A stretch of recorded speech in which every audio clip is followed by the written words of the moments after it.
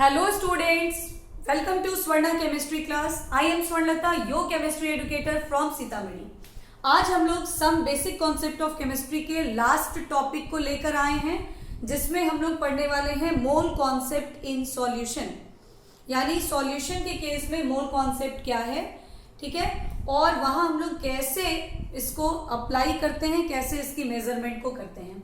तो सॉल्यूशन क्या है? तो solution is the homogeneous mixture of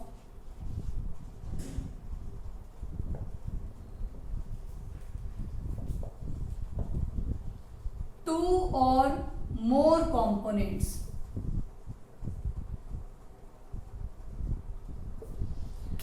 homogeneous आपको पहले ही फर्स्ट वीडियो में मैटर के एक्सप्लेनेशन में ही हम लोगों ने पढ़ा था कि जहां पर होमोजीनियसली मिक्स कर जाए, यूनिफॉर्मली मिक्स कर जाए components, that is called homogeneous. और दो या दो से ज्यादा कंपोनेंट्स मिलकर के अगर इस तरह के होमोजीनियस मिक्सचर को फॉर्म कर रहे हैं तो इज कॉल्ड सॉल्यूशन. तो हम लोग यहाँ पे बाइनरी सॉल्यूशन को लेंगे. Binary solution means only one reactant and only one product, यानी कि यहाँ हम लोग एक रिएक्टेंट को लेंगे, only one component that is reactant and another component that is product. बस हम लोग रिएक्टेंट और प्रोडक्ट के केस को यहाँ पर अप्लाई करेंगे. हम लोग यहाँ पे ए फॉर प्रोडक्ट हम लोग लेंगे, यूज करेंगे, और बी फॉर रिएक्टेंट हम लोग यूज करेंगे. यानी जो भी सिंबल हम लोग यूज करेंगे, अगर हम ए डाल रहे हैं तो वो प्रोडक्ट के लिए और बी डाल रहे हैं तो वो रिएक्टेंट के लिए. तो इन बातों को ध्यान रखना. और हम लोग सिर्फ बाइनरी सॉल्यूशन यानी टू कंपोनेंट सिस्टम की स्टडी करेंगे, more than two component system की स्टडी हम लोग नहीं करने वाले. अब देखिए कि ये जो सॉल्यूशन होगा ये दो तरह का होगा, या तो डाइल्यूट सॉल्यूशन होगी या फिर कंसंट्रेटेड सॉल्यूशन होगी. डाइल्यूट का मतलब ये होता है कि जहां सॉल्वेंट ज्यादा अमाउंट में हो और सॉल्यूट कम अमाउंट में हो. कंसंट्रेटेड का मतलब होता है जहां सॉल्यूट ज्यादा अमाउंट में हो और सॉल्वेंट कम अमाउंट में हो. तो अगर डाइल्यूट सॉल्यूशन है तो मतलब लेस कंसंट्रेशन में है. डाइल्यूट सॉल्यूशन का मतलब क्या हो गया? Less concentrated solution.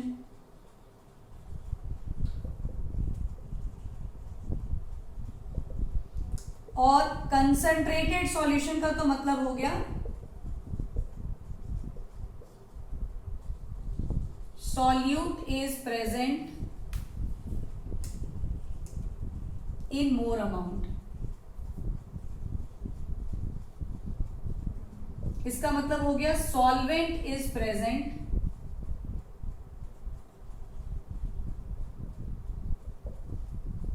in more amount. ठीक है, तो चाहे सॉल्यूशन डाइल्यूट हो या कंसंट्रेटेड हो, कुछ ना कुछ कंसंट्रेशन तो आएगा सॉल्यूशन का, और उस कंसंट्रेशन को मेजर भी हम लोग करेंगे. तो वो जो मेजरमेंट होगी, कंसंट्रेशन को एक्सप्रेस करने की जो डिफरेंट मेथड्स होगी, वही हम लोग इस चैप्टर में करेंगे, जिसको हम लोग डिफरेंट टर्म में एक्सप्रेस करेंगे. यहाँ एक टर्म आया सॉल्यूट. ये होता क्या है? सॉल्यूट वो होता है जो लेस अमाउंट में होता है, जो डिसॉल्व करता है. The component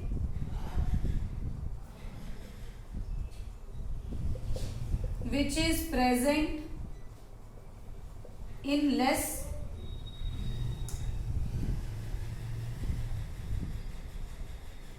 amount and which is to be dissolved, और जिसको घुलना होता है उसको बोलते हैं सॉल्यूट. सॉल्वेंट क्या होता है? The component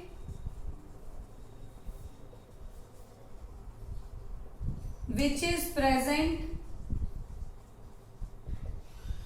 in more amount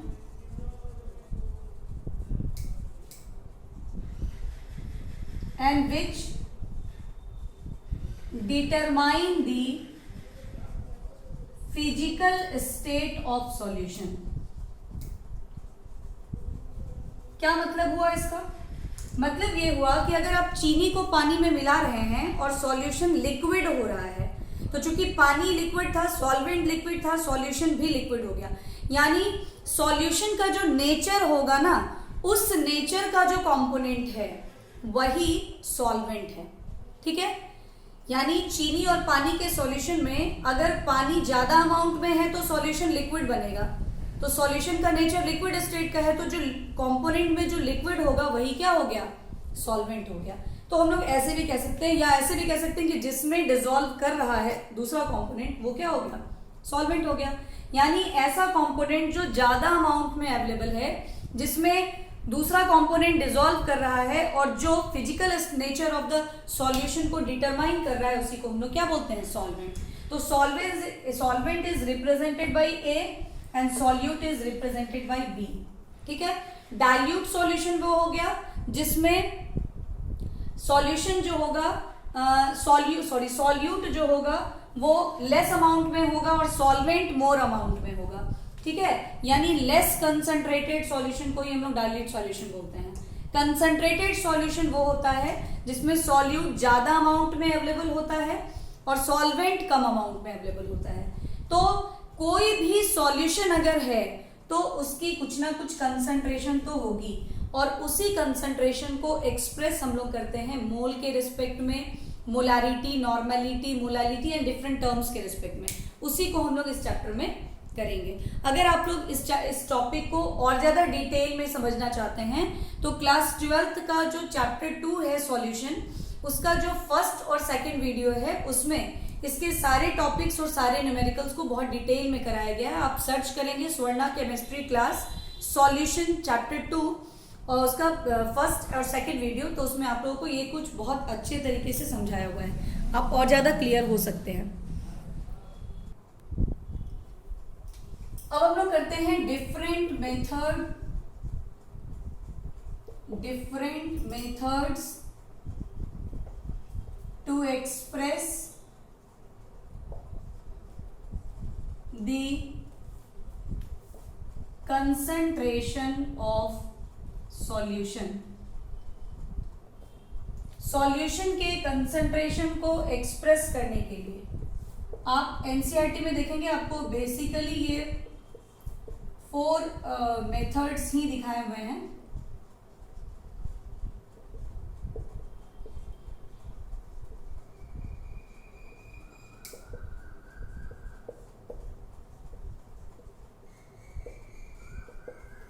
mass percent, mole fraction, molality, molarity. इसके अलावा और भी कई टर्म्स हैं, नॉर्मेलिटी, फॉर्मेलिटी, पीपीएम, पार्ट्स पर मिलियन या पार्ट्स पर बिलियन, पीपीबी भी होता है बट मोस्टली पीपीएम का यूज होता है। तो आपको एनसीईआरटी में ये 4 टर्म्स ही मिलेंगे और ये कुछ एक्स्ट्रा टर्म्स हैं। अगर आप बहुत डिटेल में जानना चाहेंगे तो आपको मैंने कहा कि आप स्वर्णा केमिस्ट्री क्लास सर्च कर लीजिए, उसका सॉल्यूशन चैप्टर 2 का पार्ट 1 और पार्ट 2 वीडियो देखेगा। ये सारे टर्म को ही, इन पूरे टर्म्स को एक्सप्लेन किया गया। इसलिए कहा जाता है 11th में सीरियसली आपको पढ़ाई करनी है तो आपका 12th जो है वो ज्यादा अच्छे तरीके से समझ में आएगा। तो अब यहाँ पे आप सबसे पहले कुछ टर्म से वेल नोन हो लीजिए। ए हम लोग सॉल्वेंट के लिए यूज करेंगे रिप्रेजेंट करने के लिए, बी हम लोग सॉल्यूट के लिए यूज करेंगे। अगर जहां कहीं भी हम डब्ल्यू बी लिखेंगे यानी कि वो मास ऑफ सॉल्यूट होगा, जहां कहीं हम लोग डब्ल्यू ए लिखेंगे वो मास ऑफ सॉल्वेंट होगा। जहां कहीं भी कैपिटल एम बी होगा that is molar mass of solute. जहां कहीं एम ए होगा that is molar mass of solvent. जहां कहीं एन बी होगा that is number of moles of solute. जहां कहीं एन ए होगा that is number of moles of solvent. जहां कहीं भी भी होगा वॉल्यूम ऑफ सॉल्यूशन, और अगर वी ए होगा that is volume of solvent, we B होगा that is volume of solute. तो इस तरह से ये सारे टर्म तो आपको पहले अच्छे से समझ लेना है कि इसका मतलब क्या होता है। अब हम लोग देखते हैं ये मास परसेंट या मोल फ्रैक्शन, मोलालिटी या मोलारिटी टर्म जो है वो है क्या। ठीक है, तो सबसे पहले हम लोग आते हैं मास परसेंट। ये बहुत ही सिंपल सा टर्म है, ये आपको बहुत अच्छे तरीके से जानते हैं कि परसेंटेज कैसे निकाली जाती है। तो परसेंटेज हम कैसे निकालते हैं, जिसकी परसेंटेज निकालनी है उसका मास बाई टोटल इंटू 100। तो अगर हम लोगों को मास परसेंट कैलकुलेट करना है सॉल्वेंट का, तो हम सॉल्वेंट का मास लेंगे बाई सॉल्यूशन की मास लेंगे। तो हमने कहा कि यहाँ हम लोग बाइनरी सॉल्यूशन पढ़ रहे हैं, यानी एक सॉल्यूट और एक सॉल्वेंट। तो सॉल्यूट और सॉल्वेंट दोनों के मास को ऐड कर देंगे तो सॉल्यूशन की मास मिल जाएगी, that is mass percent of A. अगर हमको मास परसेंट ऑफ बी निकालनी है तो हम क्या करेंगे, W B by W A plus W B into 100। Very simple. इसके न्यूमेरिकल में भी बहुत कुछ करना नहीं होता है, बहुत ही सिंपल सा न्यूमेरिकल होता है। बहुत ही सिंपल सा एक क्वेश्चन है, a solution is prepared by adding 2 gram of a substance A to 18 gram of water. 2 gram किसी सबस्टांस को, मतलब डब्ल्यू बी आपके पास सॉल्यूट की मास आपकी कितनी है 2 ग्राम, और उसको किस में डाल रहे हैं, 18 ग्राम ऑफ वाटर, यानी कि सॉल्वेंट की मास दी हुई है 18 ग्राम। देखिए यहाँ पे नहीं दिखेगा कि सबस्टांस ए है मैम, ए है तो आप डब्ल्यू ए ना 2 ग्राम लेंगे, नहीं, हम लोग सॉल्यूट को ले रहे हैं बी। ये हम लोग का अपना मेजरमेंट स्केल है, आप इसको जैसे समझिए, या आप सॉल्यूट को ही ए मान लीजिए, सॉल्वेंट को ही बी मान लीजिए, तो फिर सारा आपको उसी टर्म में समझना होगा। तो सॉल्यूट हम लोगों ने बी माना है, तो 2 ग्राम सबस्टांस को 18 ग्राम वाटर में डाल रहे हैं, तो 2 ग्राम सबस्टांस मीन सॉल्यूट की मास दी हुई है और 18 ग्राम वाटर मतलब सॉल्वेंट की मास दी हुई है, और कहता है कि मास परसेंट निकालो सॉल्यूट का, यानी मास परसेंट हम लोगों को बी का निकालना है। तो हम लोग क्या करेंगे, सॉल्यूट का मास बाई सॉल्यूशन का मास इंटू 100। सॉल्यूट की मास है 2 और दोनों को ऐड करेंगे तो ये सॉल्यूशन की मास हो जाएगी, यानी 2/20 इंटू 100। इसका मतलब ये क्या हो गया, 10%।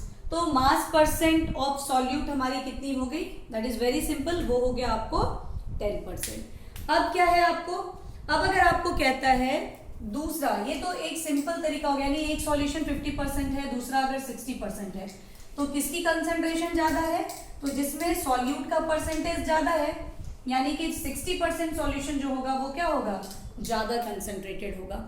अगर मान लीजिए आपको दिया हुआ है x%, 25%, 50%, 80%, और वहां एक्सप्रेशन है W/W, तो ये क्या रिप्रेजेंट कर रहा है, ये रिप्रेजेंट कर रहा है कि सॉल्यूट x ग्राम है और सॉल्यूशन 100 ग्राम है, दोनों ग्राम के ही टर्म में है। ये सॉल्यूट को रिप्रेजेंट, सॉल्यूट के मेजरमेंट को एक्सप्रेस कर रहा है और ये सॉल्यूशन के मेजरमेंट को एक्सप्रेस कर रहा है, यानी ये कह रहा है कि x gram solute in 100 gram solution. ठीक है, लेकिन अगर यही x% W/V होता ना, तो इसका मतलब ये होता कि सॉल्यूट का मेजरमेंट मास के टर्म में होगा और सॉल्यूशन का मेजरमेंट वॉल्यूम के टर्म में होगा। मतलब x gram solute in 100 ml solution, और यही अगर x% V/V होता तो x ml solute in 100 ml solution, ये इसकी मेजरमेंट होती। ठीक है, तो इन बातों को भी ध्यान में रखना है, क्योंकि अगर न्यूमेरिकल डाटा इस रिस्पेक्ट में, परसेंटेज रिस्पेक्ट में दिया हुआ है, तो हम उसको फिर कैसे मेजर करेंगे और कैसे इस डाटा को कैलकुलेशन में डालेंगे। तो अगर W/W है मतलब x gram solute in 100 gram solution, W/V है तो x gram solute in 100 ml solution, V/V है तो x ml solute in 100 ml solution. तो ये इसका मेजरमेंट स्केल हुआ। अब हम लोग नेक्स्ट टर्म पढ़ते हैं मोल फ्रैक्शन। मोल फ्रैक्शन में क्या है कि रेशियो होगी, मोल से मोल की रेशियो होगी। मोल फ्रैक्शन का मतलब क्या हो गया, मोल का फ्रैक्शन यानी मोल का रेशियो। तो the ratio between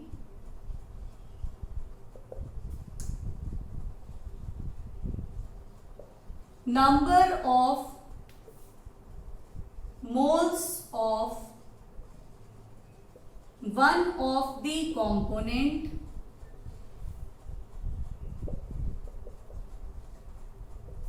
to the number of moles of solution. ठीक है, ये यूनिटलेस है, इट इज यूनिटलेस क्वांटिटी, क्योंकि और इसको रिप्रेजेंट करते हैं x से। तो अगर हम xa निकालते हैं तो ये क्या होता है, number of moles of component A by number of moles of binary solution के लिए A plus B, Na plus Nb। अगर हम xb निकालते हैं तो this is Nb upon Na plus Nb, but for what, for binary solution, जहां दो ही कंपोनेंट हैं A और B, एक सॉल्वेंट और एक सॉल्यूट। ठीक है, तो जब आप इस दोनों को प्लस करेंगे ना तो क्या मिलेगा आपको, XA प्लस XB होगा 1। इन दोनों को आप ऐड कीजिए, ये रेशियो क्या आ जाएगा, ये 1 आ जाएगा। चूंकि मोल से मोल का रेशियो है इसलिए इसकी यूनिट कुछ भी नहीं है, यूनिटलेस होता है। अगर 3 कंपोनेंट सिस्टम है, बाइनरी नहीं, टर्शियरी सॉल्यूशन है, 3 कंपोनेंट सिस्टम है, तो वहां XA कैसे निकलेगा, XA होगा Na upon Na plus Nb plus Nc। XB क्या होगा, Nb upon Na plus Nb plus Nc।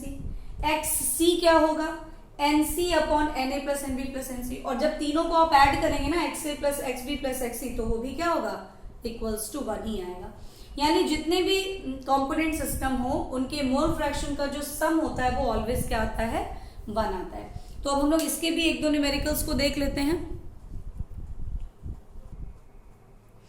यहां हम लोग 2 क्वेश्चन करते हैं। एक है a solution is 25% water, 25% ethanol and 50% acetic acid by mass. मतलब क्या है कि अगर एक पूरा सॉल्यूशन 100 ग्राम है तो उसमें 25 ग्राम वाटर है, 25 ग्राम इथेनॉल है एंड 50 ग्राम जो है वो क्या है, एसिटिक एसिड है। तो मोल फ्रैक्शन ऑफ इथेनॉल आपको बोल रहा है, हो सकता है वाटर भी बोलता, हो सकता है एसिटिक एसिड भी बोलता, जो भी बोलता। सबसे पहले तो हम लोगों को सभी के हम लोगों को मोल्स निकालने होंगे। तो आप देखिए यहाँ पे वाटर का, ठीक है, हम लोग यहाँ पे ऐसे कर लेते हैं, एक सिंबल डाल लेते हैं सबके लिए। वाटर के लिए हम लोग A ले लेते हैं, इथेनॉल के लिए हम लोग B ले लेते हैं और एसिटिक एसिड के लिए हम लोग C ले लेते हैं। फॉर कन्वीनियंसी थोड़ा सुविधा हो जाएगा हम लोगों को। तो अगर हम लोग बात करें वाटर के मास की तो वो 25 ग्राम है। अगर हम लोग इथेनॉल की मास की बात करें तो वो भी 25 ग्राम है। और जब हम लोग एसिटिक एसिड की बात करें तो वो 50 ग्राम है। अब सभी के मोलर मास तो हम लोगों को पता है, पता नहीं है तो हम लोग करेंगे। ठीक है, तो वाटर का फॉर्मूला होता है H2O, इथेनॉल का फॉर्मूला आप याद रखेंगे C2H5OH। जिन्होंने 10th में अच्छे से ऑर्गेनिक केमिस्ट्री पढ़ी होगी उनको इथेनॉल का भी फॉर्मूला पता होगा और एसिटिक एसिड का भी पता होगा CH3COOH। अब आप क्या करो, वाटर का मोलर मास निकालो। तो ये तो हम लोग को रटा ही हुआ है, 18 ग्राम पर मोल होता है। इथेनॉल का आप निकाल लो, 12 इंटू 2 24 प्लस 6 और प्लस 16 46 ग्राम इसकी हो गई। और एसिटिक एसिड की निकाल लो आप, 24 प्लस 32 प्लस 4 60 ग्राम पर मोल। अब आप क्या करिए, आप Na को निकालिए। Na क्या हो जाएगा, 25/18। Nb निकालिए, Wb बाई Mb यानी 25/46। और फिर आप Nc निकाल लीजिए, दैट इज 50/60। क्योंकि ये क्या था, मास बाई मोलर मास, ये भी था मास बाई मोलर मास, ये भी था मास बाई मोलर मास। ठीक है ना। अब हम सभी का Na, Nb और Nc डिटरमाइन करेंगे। After determining the number of moles of each component, आप इसको कैलकुलेट करके डेसिमल में ले आइएगा।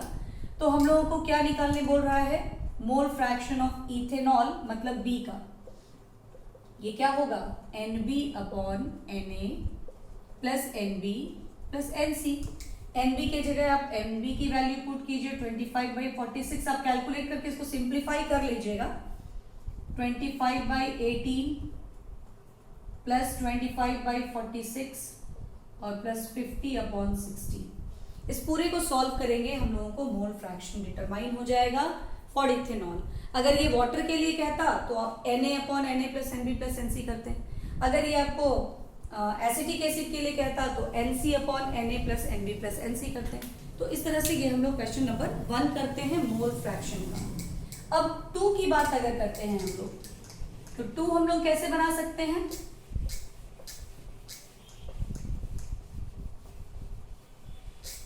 टू में कहता है a solution of glucose in water is labelled as 10% W/W। ये 10% W/W है, मीन्स क्या हुआ? 10 ग्राम सॉल्यूट यहाँ क्या है? ग्लूकोज को डाला जा रहा है। आप सबसे पहले तो सॉल्यूट और सॉल्वेंट आइडेंटिफाई कर लीजिए। ग्लूकोज इन वाटर मतलब ग्लूकोज सॉल्यूट है और वाटर सॉल्वेंट है। तो 10 ग्राम सॉल्यूट कितने में है? 100 ग्राम सॉल्यूशन में, क्योंकि आपको हम x% W/W का मतलब बता चुके ऑलरेडी। यहाँ 10% W/W है, इसका मतलब क्या हो गया? 10 ग्राम सॉल्यूट इन 100 ग्राम सॉल्यूशन। इसका मतलब WB जो है वो 10 ग्राम है और पूरे सॉल्यूशन का मास यानी कि ये जो WA प्लस WB का सम है वो 100 ग्राम है। ठीक है, आपको निकालना है mole fraction of glucose.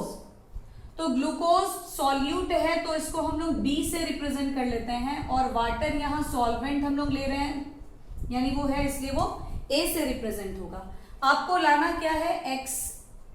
XB लाना है, यानी NB/Na प्लस NB लाना है। ये आपको फाइंड करना है, ठीक है ना? तो मोल्स तो चाहिए ना आपको। WB आपके पास है सॉल्यूट की मास, सॉल्वेंट की मास आप निकाल लें। WA प्लस WB आपको 100 है, ठीक है?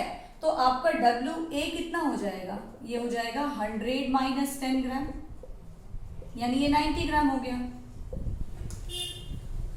ठीक है, तो WB 10 gram, WA 90 gram from this percentage given, है ना? अब आपको निकालना है मोल फ्रैक्शन, तो आपको मोल की रिक्वायरमेंट होगी। तो मोल अगर आप Nb की बात करें तो नंबर ऑफ मोल्स कैसे निकलता है? बहुत बार आप लोग पढ़ चुके हैं, मास बाई मोलर मास। मास कितना है? 10 और मोलर मास आप ग्लूकोज का फॉर्मूला जानते हैं, ये होता है C6H12O6।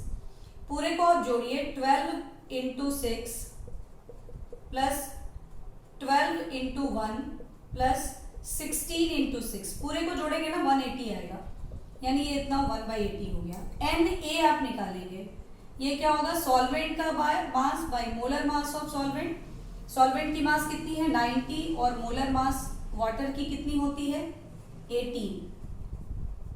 तो ये हम लोगों को Na और Nb मिल गया, ठीक है? ये हो गया 5, ठीक है? तो दोनों ही हम लोगों को मिल गई। तो XB हमारा क्या हो जाएगा? NB मीन्स 1/18 अपॉन Na कितना आया हमारा? 5 और प्लस 1/18। आप इसको कैलकुलेट कर लेंगे, सिंपल कैलकुलेशन आपका हो जाएगा बहुत आराम से। इसको आप कैलकुलेट कर लेंगे, you will find the answer of B. अब आप कहिएगा मैम न्यूमेरिकल में ये तो डेंसिटी भी दी थी, आप बोलते हैं कि जितने भी डाटा है उसको नोट कर लेना है, तो हम डेंसिटी भी यहाँ लिखेंगे, बट यहाँ हमारे पास डेंसिटी की कोई रिक्वायरमेंट है ही नहीं, क्योंकि हम लोगों को मास चाहिए था सॉल्यूट और सॉल्वेंट का, so that we can determine the mole. तो given mass by molar mass, इस फॉर्मूला से हमारा ऑलरेडी WB 10 ग्राम हो गया, सॉल्यूशन की मास 100 ग्राम हो गई, तो हम सॉल्वेंट की 90 ग्राम निकाल लिए और बस दोनों की मास मिल गई। मोलर मास हम लोग उसके फॉर्मूला से डिटरमाइन किए, हमारा Na और Nb तो डिटरमाइन हो गया। So there is no need of the density in this question. तो कभी कभी क्वेश्चन में कुछ डाटा एक्स्ट्रा भी होता है कंफ्यूज करने के लिए, आपको कंफ्यूज नहीं होना है। आप डाटा को देखिए, अगर उन डाटा से हमारा काम नहीं हो रहा है और एक्स्ट्रा डाटा का रिक्वायरमेंट पड़ रहा है तो हम डालेंगे, अदरवाइज इसकी जरूरत नहीं है, हम लोगों को इसमें नहीं करेंगे। हाँ, इसी क्वेश्चन में अगर आपको मोलारिटी डिटरमाइन करने के लिए कहता, तो molarity is a method to express the concentration in term of volume. तो जब वॉल्यूम रिक्वायरमेंट होती ना तो वहां डेंसिटी की जरूरत पड़ती, क्योंकि हम लोगों को तो W/W यानी मास बाई मास रिलेशन पता है, और हम लोगों को वॉल्यूम चाहिए। तो हम लोग डेंसिटी और वॉल्यूम के डेंसिटी और मास के हेल्प से वॉल्यूम को डिटरमाइन करके मोलारिटी, जो एक नया कंसंट्रेशन टर्म है, वो एक्सप्रेस करते हैं। तो हमारा जो नेक्स्ट वीडियो होगा उसमें मोलालिटी और मोलारिटी, ये दो बहुत बहुत बहुत ज्यादा इंपॉर्टेंट कंसंट्रेशन मेजरमेंट के मेथड हैं, उसकी वीडियो जाएगी। आज एक और टॉपिक छोटा सा हम ppm पार्ट्स पर मिलियन जो है वो बता देते हैं, ताकि आपका जो नेक्स्ट वीडियो होगा वो आपका लास्ट होगा इस चैप्टर का। उसके बाद अगर आपको न्यूमेरिकल की रिक्वायरमेंट होगी कुछ और तो और वीडियो चला जाएगा, अदरवाइज ये चैप्टर आपका जो कल होगा एंड हो जाएगा, कल लास्ट ही आपका क्लास होगा। ठीक है, तो एक और टॉपिक हम लोग देख लेते हैं, ppm पार्ट्स पर मिलियन। ये बहुत ही सिंपल टॉपिक है। जैसे हम लोग मास परसेंटेज निकालते हैं ना 100 के रिस्पेक्ट में, पार्ट्स पर मिलियन का मतलब हो गया number of part of the component by mass with respect to the million part of solution, यानी the part of component by mass with respect to the million part of solution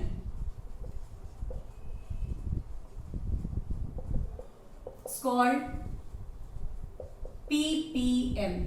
यानी अगर आपको ppm of solvent निकालना है ना, तो आप क्या करेंगे, mass of A by mass of solution into 10 to the power 6।